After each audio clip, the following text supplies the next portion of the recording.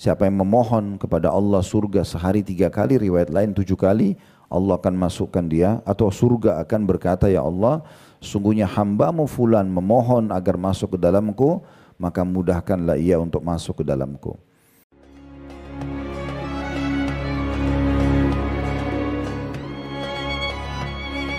Bismillah, Assalamualaikum warahmatullahi wabarakatuh. Alhamdulillah, tidak pernah berhenti lisan kita memuji dan memuja Allah atas segala nikmat Allah berikan kepada kita. Termasuk Allah masih memberikan kita kesempatan 1 hari lagi umur, dan mudah-mudahan Allah terus panjangkan umur kita di atas ketaatan kepadanya, kesempurnaan ilmu dan iman, serta tersibukkan dengan amal-amal saleh dan jauh dari semua pelanggaran-pelanggaran agama. Dan nikmat yang tidak kalah penting juga adalah beradanya kita di bulan suci Ramadan, yang kalau seandainya ada orang-orang yang sudah meninggal dan diberikan kesempatan untuk hidup dan memilih waktu, maka mereka akan memilih waktu-waktu di Ramadan. Dan para ulama salaf, mereka terus memaksimalkan bulan Ramadan dengan maksimal ibadah. Mereka memaksakan diri lebih giat lagi dari hari-hari selain Ramadan, karena memang bulan ini hanya datang setahun sekali dan terlalu banyak kelebihan-kelebihan dan keutamaan yang tidak ada di bulan-bulan lain. Oleh karena itu kita harus memaksimalkan waktu kita. Dan mereka terus beribadah sampai selesai Idul Fitri. Mereka berdoa selama 6 bulan agar seluruh amal-amal yang sudah mereka kerjakan dan tanda kutip memaksakan diri selama Ramadan diterima oleh Allah Subhanahu wa taala. 6 bulan mereka berdoa non-stop, dan 5 bulan yang tersisa menjelang Ramadan akan datang, mereka terus memohon kepada Allah Subhanahu wa taala agar disampaikan di Ramadan itu. Karena memang waktu-waktu ini sangat mahal. Inilah bulan di mana Allah Subhanahu wa taala membanggakan kita di depan para malaikatnya, dan Nabi SAW mengatakan, perbaikilah dan tunjukkanlah yang terbaik dari amal-amal kalian, karena Allah Subhanahu wa taala membanggakan kalian di depan para malaikatnya. Bulan di mana semua pintu surga dibuka, semua pintu neraka ditutup, pengampunan dosa diberikan peluang, dibebaskan dari api neraka, ada malam lebih baik daripada 1000 bulan, dan segala macam keutamaan yang mungkin sudah tidak asing buat kita. Oleh karena itu, mumpung kita berada di tengah-tengah Ramadan, kita harusnya memaksimalkan. Kalau kemarin-kemarin, beberapa hari yang lalu kita masih kurang dalam beribadah kepada Allah Subhanahu wa taala, masih sering ada rasa malas atau menunda-nunda, maka jangan lagi luput beberapa hari ke depan. Terus saja kita maksimalkan. Makin dekat dengan Idul Fitri, makin akhir Ramadan, maka makin rajin seorang Muslim mengejar ibadahnya. Dikatakan dalam sebuah riwayat bahwasanya Nabi SAW kalau tertinggal 10 Ramadan atau masuk 10 terakhir Ramadan, beliau lebih mengencangkan ikatan sarungnya, lalu kemudian beliau membangunkan keluarganya untuk sholat malam. Dan Alhamdulillah nikmat ini Allah masih berikan kepada kita. Selanjutnya kita panjatkan salam hormat kita kepada utusan Allah Nabi besar Muhammad sallallahu alaihi wa alihi wa sahbihi wasallam, sebagaimana Allah telah perintahkan kita untuk mengucapkan salam hormat tersebut. Setelah menyelesaikan buku kita yang lalu, kita akan pindah ke buku baru dengan judul 62 Amalan Pembuka Pintu Surga. Di situ tentunya tidak asing, penulisnya ada dalam buku kita kalau sudah pegang, Abdullah. Dan buku ini berbicara tentang amalan-amalan yang harusnya kita fokus, walaupun masih banyak amalan-amalan yang lain. Tetapi di sini penulis coba fokus kepada amalan-amalan inti yang harus setiap muslim tidak luput darinya, sehingga dia akan masuk surga dengan sangat mudah. Berbicara masalah surga, ada sebuah buku lain yang kami referensikan tentunya, tapi tidak masuk dalam bahasan kita di saat ini, yaitu Rasulullah SAW bercerita tentang surga dan neraka. Jadi ada buku ini terbitan Pustaka Tazkiyah. Buku ini sudah pernah kami bedah di YouTube, ada 30 pasal tentang surga dan ada 33 pasal tentang neraka.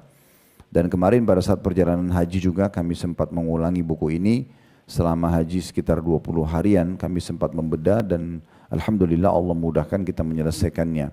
Jadi Bapak Ibu atau Ibu-Ibu kalau mau mengikuti bisa di playlist YouTube kami dan melihat itu.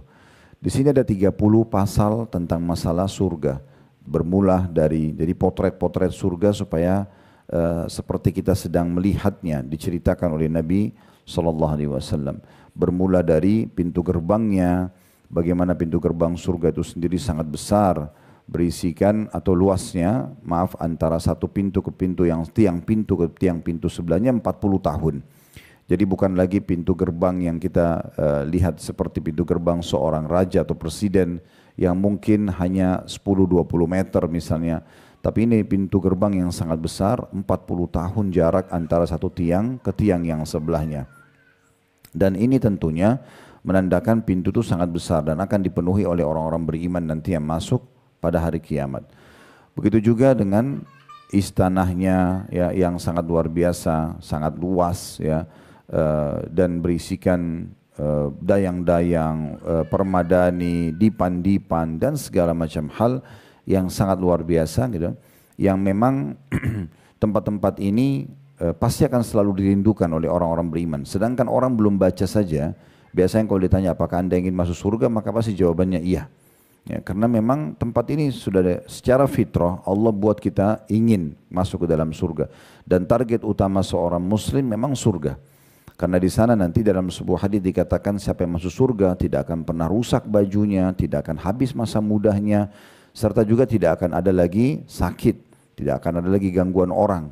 Kepemilikan dalam surga sifatnya khalidina fiha, kekal selamanya. Sekali ibu masuk ke dalam surga, istana itu, pakaian itu, segala macam fasilitasnya kepemilikan abadi. Di dunia ini kita punya kepemilikan sementara. Misalnya kita punya sertifikat tanah, rumah, mungkin surat kepemilikan kendaraan, semua itu sementara. Maksimal kalau kita meninggal akan jadi warisan. Atau kalau kita selama hidup mungkin kita butuh uang akan dijual. Tetapi kalau di akhirat tidak ada lagi.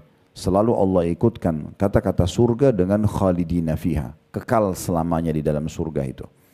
Ini semua kita titik beratkan bahasannya karena memang kita sedang membahas 62 amalan membuka pintu surga.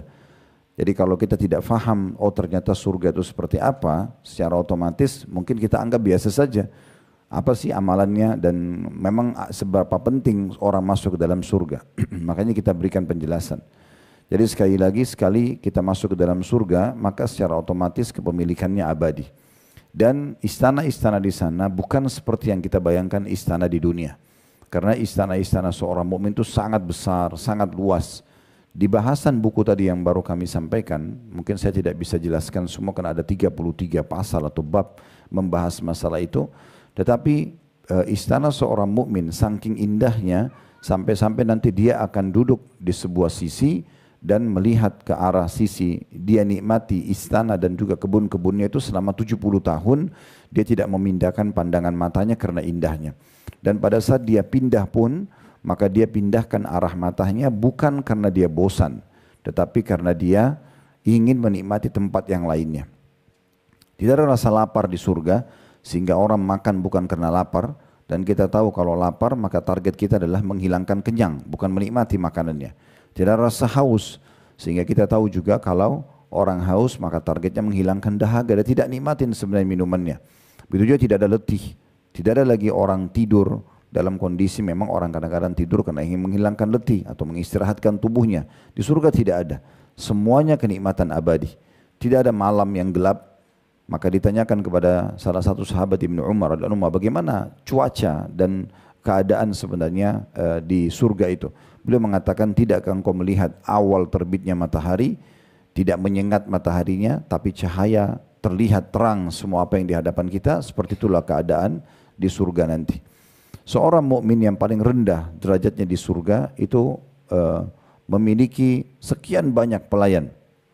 Dan saking sempurnanya bidadari dan bidadarahnya secara fisik, baik laki-laki maupun perempuannya, maka seseorang di antara kita akan masuk surga lalu bertemu dengan salah satu pelayannya dan dia kaget dan mengatakan, apakah engkau adalah salah satu malaikat dari malaikat-malaikat Allah? Karena begitu sempurna ciptaannya. Maka kata orang tersebut, tidak, tapi saya adalah salah satu pelayanmu.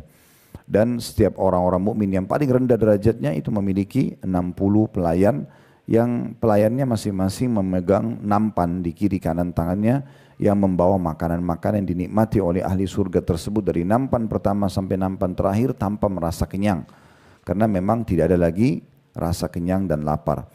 Dan kalau ada sesuatu yang dikonsumsi ahli surga tidak dibutuhkan oleh tubuhnya, maka akan keluar dalam bentuk keringat. Jadi tidak ada, tidak ada lagi toilet, tidak ada WC. Dan itu memang akan begitu alaminya. Semua yang dimakan dan minum tidak dibutuhkan oleh tubuh akan keluar dalam bentuk keringat, dan itu pun lebih wangi dari bau kasturi. Dan sekian banyak keutamaan-keutamaan yang luar biasa. Permadani-permadaninya, dipan-dipannya. Kalau ibu-ibu mau lebih rinci bisa membaca dua surah yang berdekatan, surah Ar-Rahman dan surah Al-Waqiah. Dua surah ini sangat rinci menjelaskan tentang fasilitas surga. Ya, jadi surah Ar-Rahman dan surah Al-Waqiah. Mayoritas ayatnya bicara tentang surga dan juga ada penjelasan tentang siksa di neraka. Namun situ dijelaskan luar biasa bagaimana pelayan-pelayannya, bagaimana dipan-dipannya, istana-istananya, kebun-kebunnya, semuanya berisikan kenikmatan yang abadi. Dalam sebuah riwayat disebutkan, nanti akan didatangkan seseorang yang paling menderita di dunia. Artinya di dunia itu dilahir dalam keadaan miskin, susah, mungkin penuh dengan segala macam ujian, tapi dia orang beriman. Kemudian dia ibadah kepada Allah Subhanahu wa taala. Pada saat dia meninggal dunia, lalu didatangkan di hari kiamat, dicelupkan satu celupan di surga. Cuma dimasukkan lalu dikeluarkan lagi. Nah, pada saat dimasukkan dan dikeluarkan ditanya kepada dia, apakah engkau pernah merasakan penderitaan selama ini? Dia mengatakan, demi Allah tidak pernah. Semua penderitaan dunia 70-80 tahun yang dia rasakan selama di dunia, dari kurangnya makanan, sering rasa lapar, haus, mungkin dihina orang, kalau butuh sesuatu harus mungkin utang atau minta sana sini. Tapi subhanallah hilang semua itu hanya dengan satu celupan di surga. Bagaimana dengan orang yang jadi penghuninya abadi? Dan begitu juga dengan neraka, siksaan yang sangat luar biasa. Kata Nabi SAW, akan didatangkan orang yang paling besar nikmatnya di dunia tapi dari orang kafir, lahir di istana raja, meninggal juga sebagai raja misalnya. Semuanya serba ada, makanan, minumannya, pakaiannya, istana, transportasi dan segala macam. Dia datangkan hari kiamat, dicelupkan satu celupan di neraka lalu dikeluarkan. Maka setelah itu ditanya kepada dia, apa engkau pernah merasakan nikmat selama ini? Dia mengatakan, demi Allah tidak pernah. Hilang semuanya nikmatnya dengan satu celupan di neraka. Maka bagaimana dengan orang yang jadi penghuninya? Nah, ini semua penjelasan ringkas saja tentang masalah surga, dan itulah yang sebenarnya menjadi target bahasan kita di 62 amalan yang akan kita kerjakan. Dan tentu saya bilang tadi cukup banyak sekali bahasan-bahasan dalam bab-bab ini. Saya berharap mungkin bisa kembali ke buku yang sudah kami jelaskan tadi, karena ada penjelasan tentang sungai-sungainya, ada sumber mata air di surga, kemudian juga ada pakaian-pakaiannya, ada makanan-makanan ahli surga, ada pepohonan-pepohonannya, dan segala macam hal yang fasilitasnya ini memang perlu selalu kita baca dan ulang-ulangi supaya kita tahu sebenarnya kita akan menuju ke sana. Dan Nabi Muhammad SAW mengingatkan kepada kita semua tentang dekatnya surga dan dekatnya neraka. Dalam sabda beliau, pada saat seseorang baru saja masuk Islam di perang Khaybar, ada seorang non-muslim, dia melihat kaum muslimin pada saat terjadi perang Khaybar. Khaybar ini sekitar 180 km lah dari kota Madinah. Dia lihat dan dia kagum, dia ingin masuk Islam. Dia pun datang kepada para sahabat sambil mengatakan, saya ingin masuk agama kalian. Maka kata para sahabat, di depan sana, di depan pasukan ada Nabi Muhammad SAW. Silakan masuk Islam di tangan beliau. Datanglah orang ini, kemudian dia pun masuk Islam. Dia pun masuk Islam. Setelah dia masuk Islam, Nabi SAW kebetulan lagi membagi harta rampasan perang. Sedang membagi harta rampasan perang. Maka Nabi pun SAW mengatakan kepada sahabat yang membantu beliau, berikan juga harta rampasan perang kepada orang yang baru masuk Islam ini. Maka orang itu tiba-tiba mengatakan, saya tidak butuh ini ya Rasulullah. Saya masuk Islam bukan karena harta. Saya masuk Islam karena saya ingin mengejar apa yang dikejar oleh sahabat-sahabat Anda. Saya dengar dari mereka tadi sebelum saya masuk Islam, mereka keluar berperang sini, mereka berharap terbunuh mati syahid, dan akhirnya mereka masuk ke dalam surga. Saya ingin surga itu. Maka Nabi SAW mengatakan, Allah akan memberikanmu kalau kau jujur dengan permintaanmu itu. Kalau kau betul-betul tulus ingin masuk surga, Allah akan kasih. Lalu berpisahlah orang itu dengan Nabi SAW, berkecamuk peperangan, akhirnya orang ini termasuk jadi korban. Dia terbunuh mati syahid pada saat itu. Belum sempat sholat sekalipun. Baru masuk Islam, ikut perang, lalu terbunuh. Maka pada saat itu pun Nabi SAW waktu lihat jenazahnya mengatakan, bukankah orang ini yang baru masuk Islam? Kata para sahabat, iya ya Rasulullah. Benar, dia yang baru masuk Islam tadi. Kata Nabi SAW, siapa yang ingin melihat penghuni surga yang belum pernah sujud sekalipun, lihatlah orang ini. Lihatlah orang ini, karena dia baru syahadat, kemudian dia sudah meninggal dunia, dia sudah wafat. Gitu ya. Lalu kata Nabi SAW, ketahuilah seseorang di antara kalian lebih dekat dengan surganya daripada tali sendalnya sendiri, dan seseorang lebih dekat dengan nerakanya daripada tali sendalnya sendiri. Maksudnya, diibaratkan dengan tali sendal di masa itu, orang kalau pakai sendal atau sepatu, kulit diletakkan di bagian telapak kaki, bagian bawah, kemudian sisanya itu pakai tali, diikat. Maka dibahasakan dengan tali sendal, dan ini sangat murah nilainya. Maka kata Nabi SAW, sungguh surga lebih dekat kepada salah seorang dari kalian daripada tali sendalnya sendiri. Maksudnya sangat mudah dia kalau mau dapatkan, dan sangat cepat waktunya. Tinggal sholat, puasa, kayak kita sekarang kerjaan misalnya, ketaatan-ketaatan yang Allah perintahkan baik wajib ataupun sunnah kita kerjakan, ajal datang kita masuk surga. Begitu juga kalau orang mau masuk neraka, sangat dekat dengan tali sendalnya, itu lebih dekat daripada tali sendalnya. Dia durhaka, dia membangkang, dia nggak sholat, dia mabuk, dia zina, dia buat segala macam pelanggaran, dia meninggal masuk neraka. Maka seperti itulah surga dan neraka sangat dekat. Seseorang di antara kita pada saat meninggal nanti, ibu-ibu sekalian, itu akan baru ngah dan sadar, oh ternyata ini histori hidup saya ya.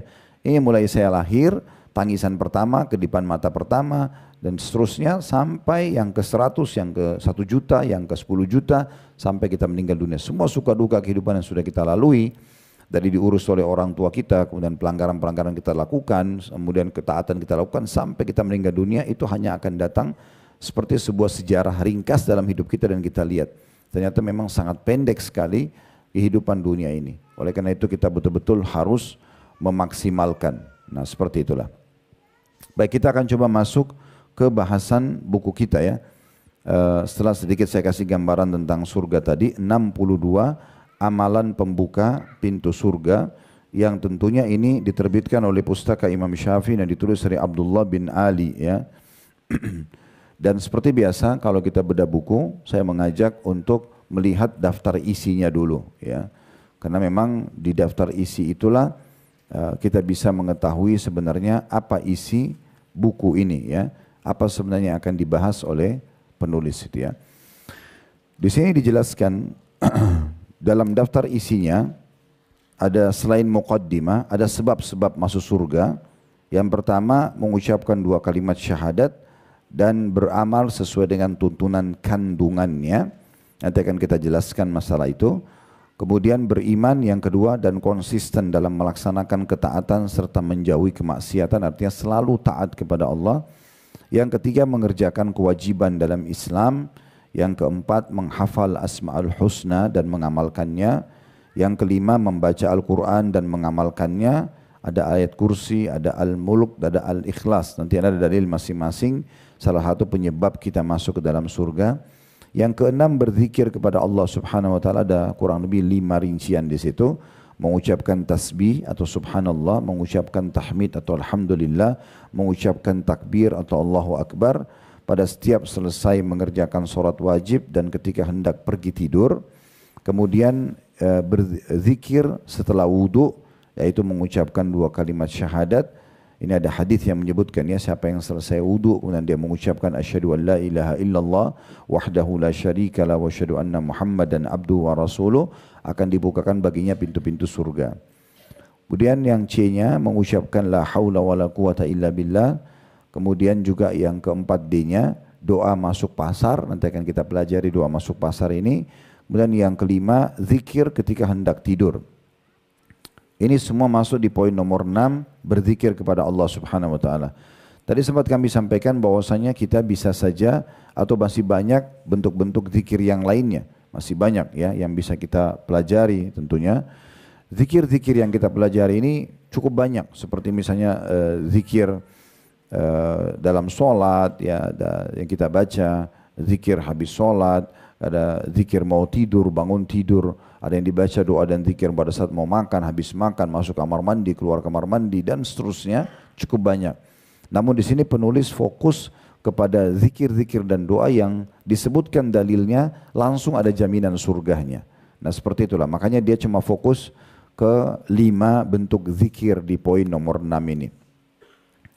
Kemudian poin nomor 7, memohon surga kepada Allah. Artinya sering berdoa agar kita masuk ke dalam surga. Nanti akan kita jelaskan, ada hadis yang berbunyi, siapa yang memohon kepada Allah surga sehari 3 kali, riwayat lain 7 kali, Allah akan masukkan dia, atau surga akan berkata, ya Allah, sungguhnya hambamu fulan memohon agar masuk ke dalamku, maka mudahkanlah ia untuk masuk ke dalamku.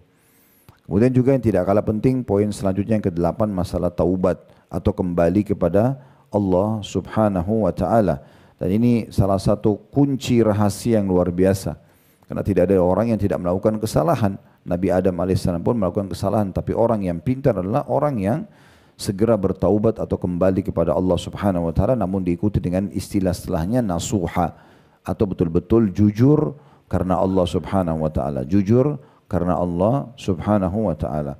Jadi betul-betul kita taubat. Dan ini kalau seandainya Allah tidak buka pintu ini, maka semua orang pasti akan masuk ke dalam neraka terlebih dahulu. Tapi karena Allah mudahkan, maka sangat rugi orang kalau tidak maksimalkan pintu taubat ini tentunya. Di bawahnya nomor 9 itu dijelaskan tentang istighfarnya. Nah, istighfar dan taubat ini bedanya ibu-ibu sekalian. Kalau istighfar permohonan maafnya. Kayak misalnya kita buat salah sama orang, kita bilang maafin saya ya. Nah itu istighfar. Kalau taubat artinya mengikrarkan untuk tidak mengulangi lagi kesalahan. Makanya kita biasa bilang astagfirullah wa atubu ilaih. Saya minta maaf ya Allah dan saya janji tidak akan mengulanginya. Nah makanya di sini dipisahin poinnya gitu ya. Agar betul-betul bisa kita maksimalkan. Kemudian selanjutnya poin nomor 10, menuntut ilmu mengharap ridha Allah. Nah seperti kita lakukan sekarang, bagaimana kita menuntut ilmu sebab masuk dalam surga. Yang ke-11 mengerjakan sholat fardu dan juga sunnah. Di situ ada beberapa bentuk sholat ya, yang disebutkan sholat 5 waktu, sholat subuh dan asar, sholat sunnah rawatib atau sholat yang mendampingi sholat wajib, sholat sunnah setelah wudu, sholat 2 rakaat dengan khusyuk, banyak bersujud kepada Allah dan juga sholat malam. Kemudian nomor 12, banyak pergi ke masjid untuk beribadah, artinya mencintai masjid itu sendiri. Yang ke-13, membangun masjid menjadi penyebab dapat juga jaminan surga. Yang ke-14, menjawab seruan muadzin. Kemudian yang ke-15, berpuasa baik sunnah ataupun wajib. Yang ke-16, haji mabrur, ya, haji yang diikutin dengan keikhlasan dan memenuhi syarat-syarat dan rukunnya. Yang ke-17, jihad atau berperang di jalan Allah. Yang ke-18, masalah sedekah ini ya, memberi nafkah di jalan Allah. Yang ke-19, memberi sedekah ya. Poin nomor 18 dan 19 mirip, tetapi memberi nafkah di jalan Allah nanti akan ada rincian secara khusus ya. Mungkin dia lebih khusus lagi dan memberi sedekah lebih luas ya. Sehingga kalau tadi yang poin 18 bisa masuk ke bab jihadnya, kalau nomor 19 sedekah secara umum. Yang ke-20 bersikap toleran terhadap orang yang sedang kesusahan. Maksudnya orang kalau terlilit utang ya, terus kita tidak menyusahkan dia. Yang ke-21 menyingkirkan gangguan dari jalan. Ini kadang-kadang masih luput dari kita ya. Artinya kalau ada sesuatu yang kita temukan di jalan, batu, kayu, ya ibu-ibu kalau lagi pakai kendaraan dan ada driver, Anda lihat ada batu di jalan, Anda lihat ada kayu dan segala macam. Coba berhenti sebentar, singkirkan dari jalan. Karena menyingkirkan sesuatu yang berbahaya dari jalan ini bagian daripada penyebab masuk ke dalam surga. Ya, ini luput dari banyak orang gitu. Sementara Nabi SAW mengatakan, aku diperlihatkan salah satu dari umatku, dia menikmati buah-buahannya di surga karena dia pernah menyingkirkan sesuatu yang berbahaya dari jalan. Apakah duri, paku dan segala macam gitu ya. Nah ini termasuk bagian daripada hal yang sangat penting. Kemudian selanjutnya ada yang 22, menyayangi binatang. Di sini tentunya menyayangi binatang bukan berarti harus pelihara ya, tetapi kita tidak menyakitinya, ya. Kita juga memberikan makan kalaupun ada gitu ya. Karena memelihara hewan sendiri ini ada batasan-batasannya, ada hewan yang dibolehkan, ada yang tidak dibolehkan gitu ya. Ada batasan-batasan dan memang kita juga harus hati-hati dengan hal-hal yang bisa mendatangkan penyakit mungkin ya dari kotoran hewan dan segala macam. Ini harus diperhatikan. Sehingga ada hukum sendiri, tapi menyayanginya lebih kepada memberikan perhatian. Kalau memang kita temukan dia haus, dia kelaparan, kita bisa memberi atau kita minimal tidak menyakitinya. Ya, nanti akan kita jelaskan dalil-dalil berhubungan dengan masalah itu. Selanjutnya 23 menyayangi anak yatim, dan yatim artinya meninggal ayahnya sebelum balik. Itu namanya yatim ya. Berarti selain daripada ini tidak dianggap yatim. Ya, ada orang datang sudah nenek-nenek, kakek-kakek ngaku yatim, itu gak benar gitu kan. Jadi memang tolong bantu saya karena saya yatim. Nah, itu tidak ada. Yatim itu hanya anak belum balik. Dan banyak sekali keutamaannya. Kata Nabi SAW, saya dan sponsor anak yatim seperti ini di surga. Artinya sangat dekat di surga. Dan Nabi SAW memberikan gambaran mengelus kepala anak yatim, itu setiap helai rambutnya akan dinilai satu pahala di sisi Allah Subhanahu Wa Taala. Itu nanti ada bahasan sendiri tentunya. Selanjutnya mendidik ya. Dan tentunya di sini kita menafkahi anak perempuan. Anak laki-laki masuk dalamnya, tetapi anak perempuan secara khusus punya keutamaan karena menjaga anak perempuan beda dengan menjaga anak laki-laki. Ya. Kemudian yang ke-25 berakhlak yang baik. Ini mungkin akan kita bahas panjang lebar insyaallah tentang bab akhlak. Yang ke-26 meninggalkan debat kusir, maksudnya debat yang tidak ada manfaatnya. Ya, kalau memang kita sudah menyampaikan argumentasi, udah benar, tapi orang yang depan kita tetap ngotot, ya udah jangan dilayani. Ya. Kemudian yang ke-27 jujur dan meninggalkan dusta. Sebenarnya jujur sudah cukup, tapi ingin dikuatkan oleh penulis dengan lawannya atau rivalnya adalah dusta. Bagi seorang muslim hidupnya semua jujur, apa adanya dia sampaikan, dan kita akan jelaskan hadisnya. Ini adalah salah satu kunci masuk ke dalam surga. 28 menjaga lidah dan kemaluan. Ini sesuai dengan hadis Nabi SAW. Apakah kalian tahu apa yang paling banyak membawa orang masuk ke dalam neraka? Maka sahabat terdiam, kata Nabi SAW, mulut dan kemaluannya. Jadi lisannya berbicara bahasa kotor, bahasa menyakiti, menghina dan segala macam. Dan juga menghibah, memfitnah masuk dalamnya, serta juga berzina. Nah ini paling banyak membawa dalam api neraka. Artinya kalau kita menjaga kedua hal ini, maka kita akan dapat jaminan surga. Yang ke-29 meredam emosi dan menahan marah. Tentu di sini bukan berarti tidak bisa marah, tapi marah pada tempatnya. Kalau ada seseorang melakukan pelanggaran sudah diingatkan berulang-ulang, tidak mau juga faham, maka boleh kita marah sebatas mengingatkan pelanggaran tersebut. Ke-30 hati yang bersih dari sifat hasad, iri. Ke-31 pujian baik orang terhadap dirinya. Ya. Artinya bagaimana kita merespon kalau ada orang yang memuji kita, gitu ya. Ke-32 berbakti pada kedua orang tua. Ke-33 permohonan ampun dari seorang anak untuk orang tuanya. Nah ini nanti kita bagaimana mendidik anak-anak, membiasakan mereka membaca doa untuk kedua orang tua. Ke-34 menjenguk orang sakit. Ke-35 mengunjungi sesama muslim karenanya. N-nya besar kata ganti Allah ya. Kemudian ke-36 sabar atas kematian orang yang dicintai, baik anak maupun orang lainnya. Artinya tidak tidak niyaha, tidak meratap, ya, pukul-pukul diri, doain sesuatu yang buruk dan diri kita. Nah ini yang akan kita jelaskan insyaallah. Ke-37 sabar terhadap hal yang tidak disukai, misalnya gangguan orang dan segala macam mungkin kita tidak suka, tapi kalau kita bersabar bagian daripada penyebab masuk surga. 38 sabar atas musibah sejak pertama kali, kemudian 39-nya bersabar atas kebutaan mata. 40 bersabar atas cobaan penyakit epilepsi. Ini semua jenis-jenis penyakitnya ya. Beberapa penyakit ini kalau ada pada seseorang dan dia bersabar menjadi penyebab dia masuk surga. Umumnya penyakit juga menjadi penyebab pembersihan dosa. Tapi saya bilang tadi yang disebutkan di sini adalah dalil yang ada dalilnya langsung disebutkan jaminan surganya. 41 ketaatan seorang istri kepada suaminya, nanti akan kita bahas panjang lebar insyaallah. 42 tidak meminta-minta kepada manusia, maknanya mengemis di sini. Ya. Kemudian ini tentu bukan minta tolong biasa ya, tapi mengemis, selalu minta agar kebutuhannya dipenuhi padahal sebenarnya dia mampu gitu. 43 ridho, menjadikan Allah sebagai Rabb, Islam sebagai agama dan Muhammad sebagai sallallahu alaihi wasallam sebagai nabi. 44 muadzin yang mengharapkan pahala dari Allah dan orang yang menjadi muadzin selama 12 tahun. Jadi memang ada keutamaan sendiri bagi muadzin kalau dia bertahan sampai 12 tahun dapat jaminan surga. Kemudian 45 meminjamkan hewan bersusu. Di sini memang ada hadis nanti yang menjelaskan itu ya. Hewan-hewan yang di masa dulu orang minum susu hewan langsung. Kalau dia pinjamkan hewan yang bersusu untuk dikonsumsi susunya dikasih kepada umumnya orang disedekahkan, itu juga ada jaminan surga. 46 orang yang mati dibunuh secara aniaya karena mempertahankan hartanya. Jadi kalau ada perampok mau mengambil harta kita lalu kita bertahan sampai kita terbunuh, itu mati syahid. Ini termasuk pintu surga. 47 wanita yang meninggal ketika nifas, maksudnya dari mulai melahirkan sampai selesai masa nifasnya, kalau ajalnya datang berarti dia mati syahid.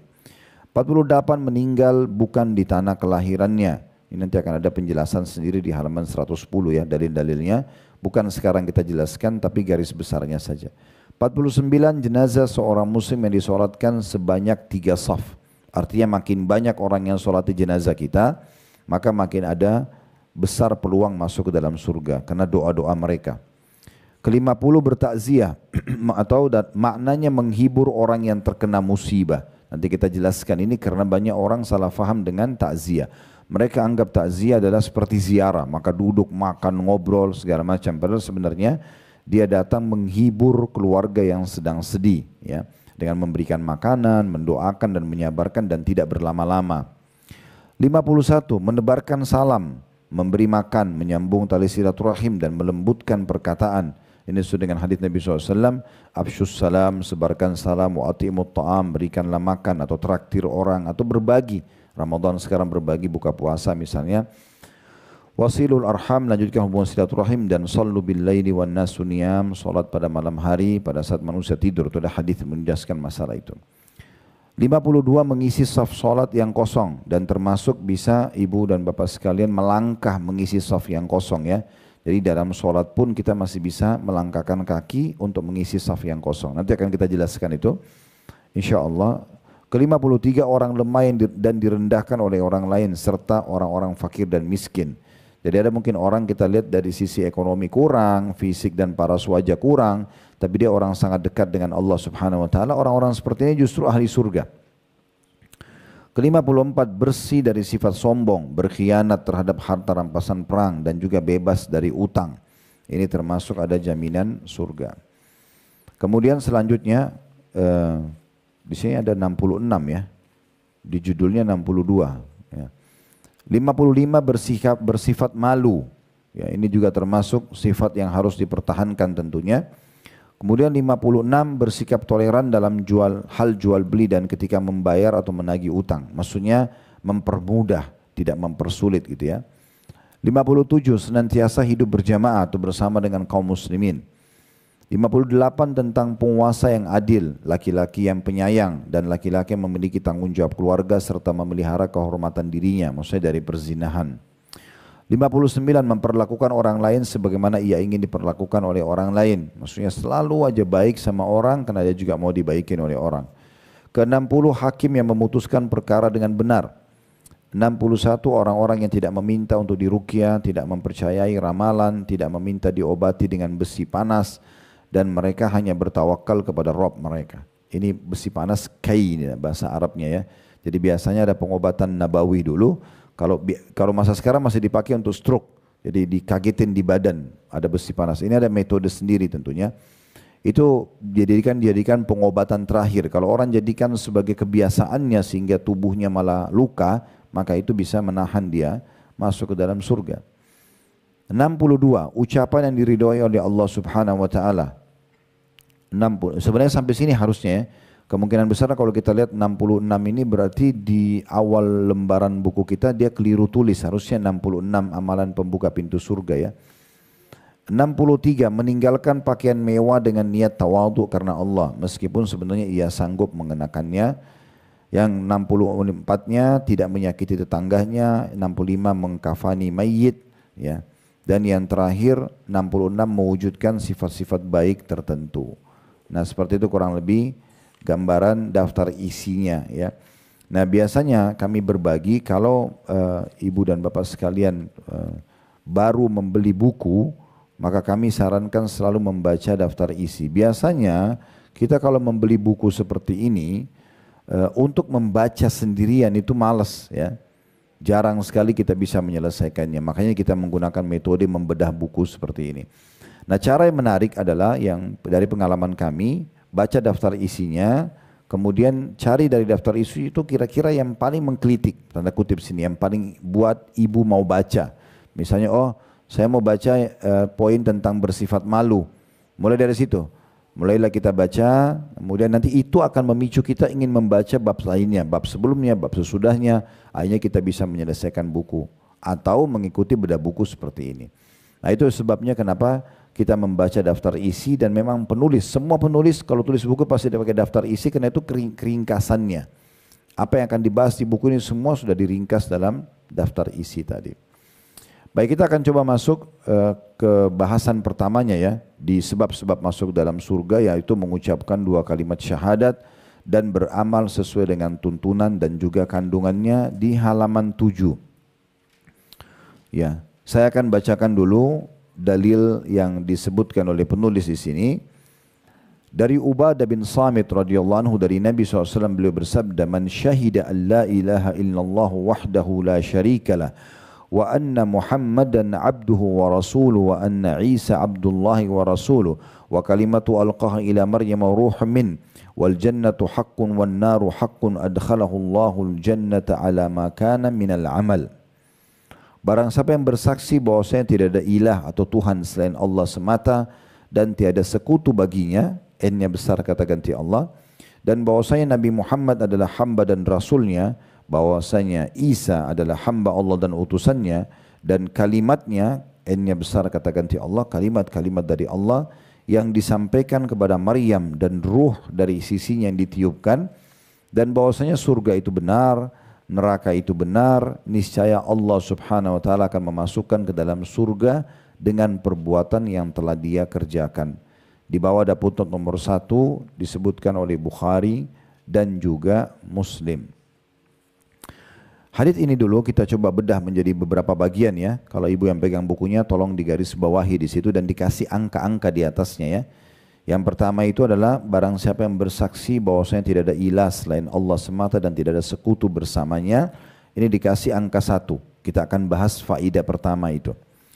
Kemudian potongan atau nomor 2 digaris bawahi lagi bahwasanya Muhammad adalah hamba juga rasulnya. Ini nomor 2-nya.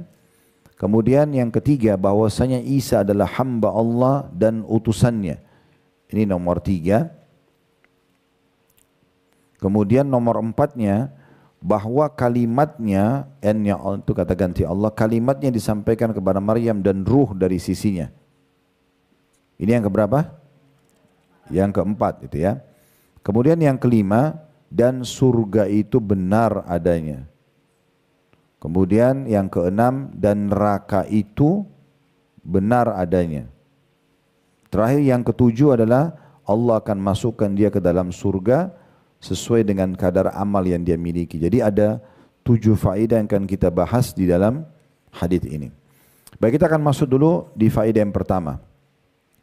Barang siapa yang bersaksi bahwasanya tidak ada Tuhan atau ilah yang berhak disembah kecuali Allah, tidak ada sekutu bersamanya, ini adalah potongan yang sudah kita ketahui ya, menjadi rahasia umum bagi kaum muslimin.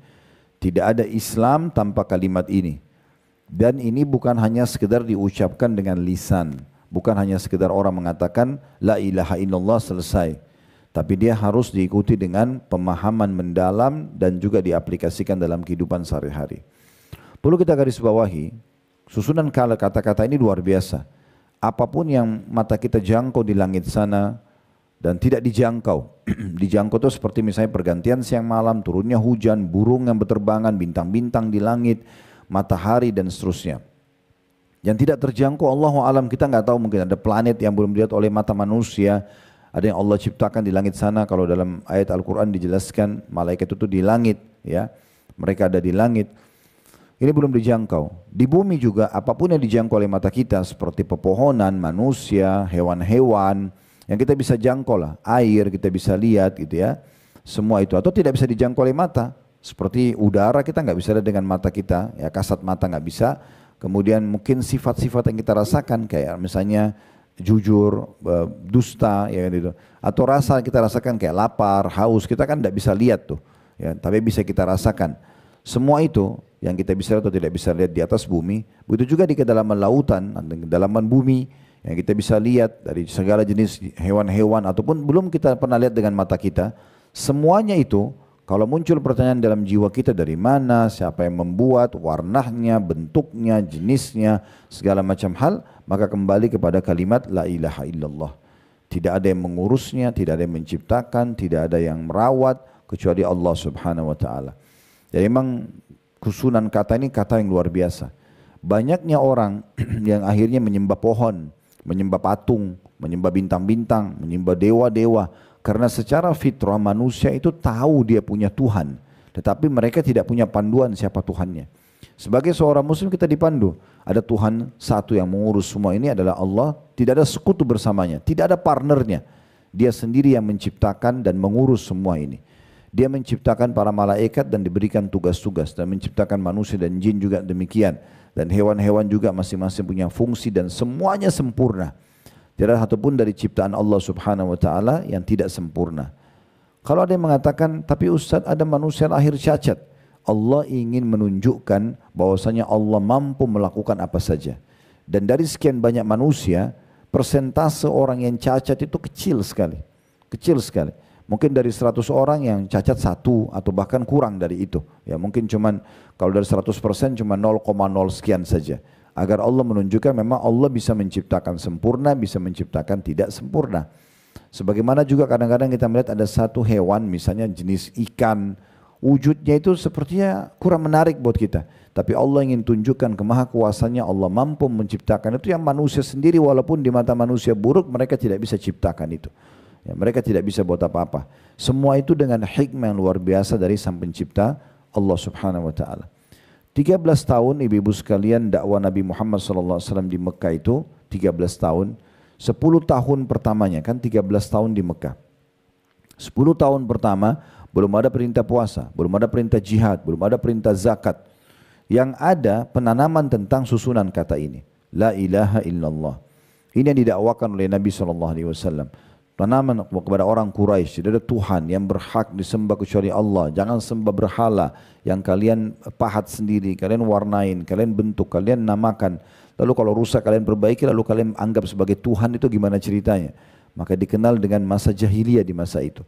Jadi penanaman ini, semua nabi-nabi dakwanya la ilaha illallah. Tidak ada yang tidak keluar dari dakwah ini. Kalau kita lihat dalam surah Al-Anbiya, dalam surah-surah yang lain seperti ada surah Al-Furqan, ada surah An-Naml, umumnya di situ diceritakan beberapa nabi-nabi yang memang mereka semua dakwanya sama. Mereka menyampaikan tentang la ilaha illallah. Karena kita kalau sudah faham betul-betul mendalami kata-kata ini, kita tidak akan pernah bergantung, tidak akan pernah merengek lah, kita manja dan segala macam kecuali kepada Allah Subhanahu wa taala. Karena kalau kita sedang mendapatkan nikmat yang ciptakan kita Allah, yang ciptakan juga semua nikmat itu Allah, yang bisa pertahankan hanya Allah. Kalau kita sedang mendapatkan cobaan yang ciptakan kita Allah, yang ciptakan cobaan itu Allah, yang bisa memberikan jalan keluar hanya Allah. Nah itu makna ini. Kalau ibu sudah faham ini, siapapun yang bersaksi, artinya meyakini dalam hatinya bahwasanya tidak ada Tuhan yang berhak disembah kecuali Allah, maka dia tidak perlu bergantung, tidak perlu merengek, mohon, ya apa saja manja kecuali pada Tuhannya Allah Subhanahu wa taala, dan tidak pernah menyekutukan Allah, pergi dukun, minta-minta bantuan pada jin, pakai jimat, tidak ada semua itu. Maka ini berarti sudah masuk di syarat yang pertama untuk masuk ke dalam surga. Yang kedua tadi, dan Muhammad adalah utusan Allah. Artinya di sini bukan hanya ucapan, tetapi bagaimana kita mempelajari tentang hidup beliau. Kita pelajari semuanya, dari mulai lahir sampai beliau meninggal, bagaimana kehidupan beliau, kemudian apa saja yang beliau ajarkan, apa saja yang beliau contohkan, apa saja yang beliau larang. Semua ini kita sibuk kehidupan kita dalam keseharian dengan sunnah-sunnah Nabi SAW. Apakah itu perintah mengerjakan ataupun larangan meninggalkan. Nah itu baru memberikan kesaksian bahwasanya Muhammad Rasulullah. Tapi kalau orang mengatakan, kan muslim, iya saya muslim. Coba syahadat syahadu la ilaha illallah wa syahadu Muhammadar Rasulullah. Sudah selesai. Tapi dalam kehidupannya tidak ada menjalankan perintah-perintah Allah dan Rasulnya. Maka ini syahadatnya perlu dipertimbangkan, perlu ditanyakan lagi, benar enggak orang ini? Makanya orang-orang munafik di masa Nabi Muhammad SAW bedanya dengan orang beriman di situ, ibu-ibu sekalian ya. Perbedaan dasarnya adalah kalau orang-orang mukmin yang tulus dari hatinya, mereka sibuk dari detik-detik hidup atau pada detik-detik hidupnya itu semua dari sunnah ke sunnah yang lain, atau dari perintah agama kepada perintah agama yang lainnya. Sementara orang munafik memilih-milih saja. mana yang mereka dipuji oleh manusia, mana yang mereka rasa perlu, ada masalah dunianya baru mereka kerjakan. Kemudian yang ketiga, tentu di sini wa anna Muhammad Rasulullah ini, kalau ibu sudah yakin dengan itu, ibu ikutin ajaran beliau, ibu selalu merindukan beliau, menjadikan beliau sebagai idola. Bahkan kita dianjurkan mencintai Nabi melebihi diri kita sendiri. Bukan cuma pasangan hidup, bukan cuma anak, bukan cuma orang tua. Diri kita sendiri tetap harus kita lebih cintai Nabi Muhammad SAW. Sehingga kita mendahulukan semua perintahnya. Sekarang kita misalnya ngantuk malam, tapi Nabi perintahkan sholat malam. Orang kalau sudah benar cintanya terhadap Nabi, mereka akan bangun sholat malam. Mereka tidak peduli dengan ngantuknya. Nah seperti itulah ya. Makanya Umar bin Khattab mengatakan, ya Rasulullah, saya mencintai anda dari semuanya. Istri, anak, orang tua, harta, semua pokoknya saya, kecuali diri saya sendiri. Saya masih lebih cinta diri saya. Kata Nabi SAW, tidak hai Umar, sampai engkau mencintai aku melebihi dirimu. Maksudnya mencintai Nabi di sini adalah betul-betul menerima semua ajaran beliau. Maka kata Umar sambil menundukkan kepala lalu mengatakan, sekarang ya Rasulullah, sekarang benar-benar saya sudah mencintai anda melebihi. Maksudnya saya siap apapun yang anda perintahkan, walaupun jiwa saya tidak suka, saya tetap akan dahulukan perintah anda. Sekarang saya ya Rasulullah. Kata Nabi SAW, sekarang hai Umar. Maksudnya sekarang imanmu sempurna, gitu ya. Kemudian yang ketiga, di situ dikatakan dan Isa adalah hamba Allah dan Rasulnya. Nah ini yang membedakan antara kita sama orang-orang Nasrani. Dari dua sisi. Yang pertama, kita mengimani semua nabi-nabi dan rasul. Sebagian orang Nasrani mengira kita ini tidak menyukai Nabi Isa. Padahal ini pemahaman yang keliru. Semua orang Muslim mencintai Nabi Isa alaihissalam. Semua orang Muslim dan meyakini tentang kerasulannya. Cuma sebatas kerasulan saja, tidak melebihi itu. Nah sisi yang kedua adalah tidak menganggapnya sebagai anak Tuhan. Perbedaan kita dengan orang Nasrani karena berlebihan memuji Nabi Isa sampai hanya mereka anggap itu adalah anak Tuhan. Ada seorang guru kami, Syekh Muhammad Jamil Zainu, hafidahullah, saya tidak tahu beliau masih atau tidak. Karena waktu saya masih mahasiswa saja, setelah saya kuliah di Madinah tahun 98, itu beliau sudah sangat tua, saya sudah lama sekali nggak ketemu. Tapi buku beliau cukup banyak diterjemahkan dalam bahasa Indonesia. Kalau ibu-ibu beli buku terjemahan ada ditulis Syekh Muhammad Jamil Zainu, orang ini yang sedang saya bahas. Orang ini luar biasa nih. Waktu itu ya tahun 99 kalau tidak salah, saya selesai kuliah, saya kembali Indonesia, lalu saya sempat umroh sekali lagi waktu itu. Ketemu sama beliau karena saya lihat di bukunya, satu-satunya orang di dunia ini yang nulis buku, bagi setiap muslim punya hak untuk mencetak ulang. Dari tidak ada bilang hak cipta atau hak, tidak ada. Bagi buku dia semua boleh. Ibu dapat bukunya, ibu mau sebarluaskan, silakan. Bahkan dia tulis di situ, di bukunya, di awal bukunya, itu yang berbahasa Arab ya. Saya nggak tahu yang bahasa Indonesia, yang diterjemahkan. Tapi bahasa Arabnya dia tulis di situ, dan bagi setiap muslim yang mau menyebarluaskan buku ini, silakan hubungi penulis. Lalu ditulis sama dia nomor teleponnya, ya, sehingga semua orang bisa telepon dan datang ke rumah beliau. Waktu itu saya datang ke rumahnya. Waktu itu ya ada 38 judul buku yang beliau tulis, ya, cukup banyak. Saya tidak tahu terakhir sudah sebanyak apa gitu. Tapi salah satu buku beliau yang menarik itu adalah Kaifah Tadaitu, judulnya, bagaimana saya dapat hidayah. Nah karena beliau aslinya orang Syria, tapi sudah warga negara Saudi dan beliau mengajar di Darul Hadith Mekah. Beliau cerita di bukunya itu dan beliau juga sampaikan kepada saya waktu ketemu. Dia bilang, saya pernah waktu mau masuk di kelas kuliah di Syria, di Damaskus, ibu kota Syria, ada teman saya orang Nasrani, teman kelas. Dia bilang sebelum masuk, laki-laki tentunya, saya pegang pundaknya, dia bilang, kata Syekh Muhammad mengatakan, saya pegang pundak, lalu saya mengatakan, bagaimana pendapatmu kalau saya bilang, Asyhadu an la ilaha illallah wa anna Muhammadar Rasulullah wa anna Isa Rasulullah. Jadi beliau mengatakan syahadat, dua syahadat, dan beliau menambah lagi dengan mengatakan dan Isa juga betul utusan Allah. Karena dalam bahasa Arab dan orang Nasrani ini orang Arab, cuma dia Nasrani, dia mengatakan kalau begitu, karena dia fahamnya umat Islam ini benci Nabi Isa. Maka orang Nasrani mengatakan, dia bilang kalau begitu saya juga asyhadu an la ilaha illallah wa anna Muhammadar Rasulullah wa anna Isa Rasulullah. Karena dia fahamnya selama ini kita benci Nabi Isa, padahal sebenarnya tidak. Cuma kita memposisikan Nabi Isa di posisi yang sebenarnya. Beliau betul-betul hanya hamba dan utusan Allah. Dan dari hadis ini, berarti salah satu syarat masuk surga, kita harus mengakui kenabian dan kerasulannya. Karena kan dikatakan siapa yang bersaksi tidak ada Tuhan yang berhak disembah kecuali Allah, tidak ada sekutu bersamanya, Muhammad adalah utusan Allah dan Isa adalah hamba Allah dan utusannya. Nah ini termasuk nanti terakhirnya dia akan dimasukkan ke dalam surga sesuai dengan amal yang dia miliki. Maka ini tentang kedudukan Nabi Isa alaihissalam, dan ada 3 surah dalam Al-Quran berbicara tentang Nabi Isa dan keluarga Nabi Isa. Yang pertama surah nomor 3 Al-Imran. Al artinya keluarga. Imran itu ayahnya Maryam. Ayahnya Maryam. Berarti kakeknya Nabi Isa. Itu surah nomor 3 dalam Al-Quran. Itu bicara tentang keluarga Imran. Imran ini orang soleh dari Bani Israel. Karena kesolehannya sampai Allah karuniakan dia anak Maryam. Wanita yang suci. Dari Maryam keluarlah Isa alaihi wassalatu wassalam. Ini diceritakan. Kemudian yang kedua adalah surah nomor 5 Al-Ma'idah. Tentang makanan yang turun dari surga. Itu diceritakan di akhir-akhir surah Al-Ma'idah. Pengikut Nabi Isa sempat mengatakan, wahai Isa putra Maryam, bisa enggak kamu minta kepada Tuhanmu untuk menurunkan buat kami makanan dari surga? Maka kata Nabi Isa, bertakwalah sama Allah. Maksudnya jangan minta yang aneh-aneh.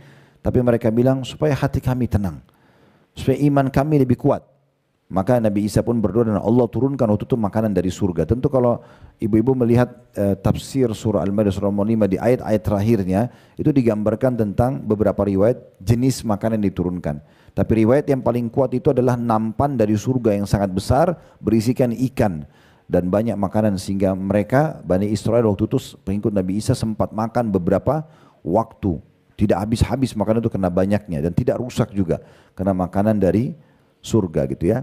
Nah seperti itu dijelaskan dalam surah Al-Maidah. Yang ketiga tentang ibunya Nabi Isa, Maryam, surah nomor 19 dalam Al-Quran menceritakan tentang bagaimana prosesi keajaiban yang terjadi.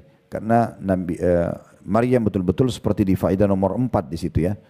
Yang dikatakan bahwasanya kalimat Allah betul-betul disampaikan kepada Maryam dan ruh ditiupkan dari sisinya. Ya kan? Ini faedah keempat langsung kita ambil dari hadis.